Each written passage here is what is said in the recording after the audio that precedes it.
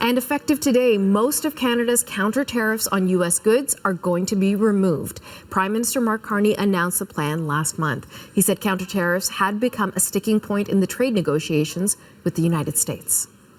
CBC's Aaron Collins is tracking that story for us today from Washington. So, Aaron, good to see you. Canada placed duties, thank you, on billions of dollars worth of U.S. goods in response to Trump's original tariffs on Canadian goods. So remind us, why did the Prime Minister backtrack on this? Yeah, poof, just like that, they're gone, right? Tariffs on tens of billions of dollars of U.S. imports gone starting today. So, I mean, I guess if we kind of roll back the clock a little bit, if Canada started this trade war, this dispute with its elbows up, I think we can say safely that today we are lowering them a little bit. We may still be in the corner, but we are lowering those elbows. And it's a clear shift in tone from the government, right? They're obviously hoping that Donald Trump, as he tees off at a golf course in Virginia today, notices that they've done this. It's an attempt by the Canadian government to kickstart those stalled trade negotiations with the states. We'd heard that these retaliatory tariffs were a sticking point. Those tariffs have been on loads of things coming from the U.S., everything from orange juice to washing machines, and they'd been there for months. And importantly, they applied to goods that were CUSMA compliant. So those are goods that met the bar for the free trade agreement between Canada, the U.S., and Mexico. And of course, this all started when Donald Trump placed sweeping tariffs on all Canadian exports to the U.S., initially set at 25%, but the U.S.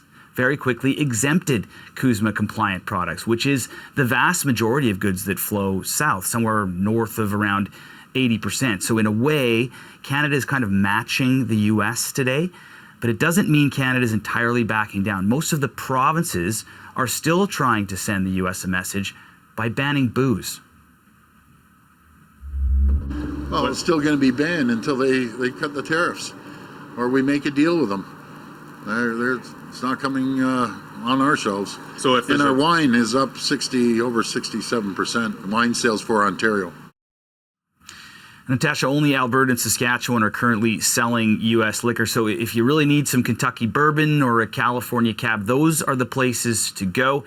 And there's, of course, still a lot to protest. Those punishing 50% tariffs on Canadian steel, aluminum, and now copper heading to the U.S., well, they remain in effect. And this comes just as the U.S. Appeals Court ruled that most of President Trump's tariffs are, in fact, unconstitutional and illegal. So tell us about that ruling and how it might impact things moving forward. Yep, Federal Appeals Court says that those tariffs aren't legal. That ruling came down on Friday. And it could be a real blow to Donald Trump's tariffs, which are at the heart of the U.S. president's attempt to sort of reorder the global trading system that we've gotten so comfortable with, well, really over the last half century or so. So let's roll it back again. The justification for those tariffs largely hangs on the use of this really obscure law, the International Emergencies Economic Powers Act, or IEPA. It's a mouthful. And that's what was used to justify the tariffs. But this law, I mean, traditionally it's used to apply sanctions or embargoes to like punish bad actors. You think North Korea or Iran. It's not generally used to impose broad tariffs on friends and allies. So the court ruled that this was an overreach by the Trump administration, making the tariffs illegal. But no surprise, Natasha, it's a ruling the Trump administration plans to appeal.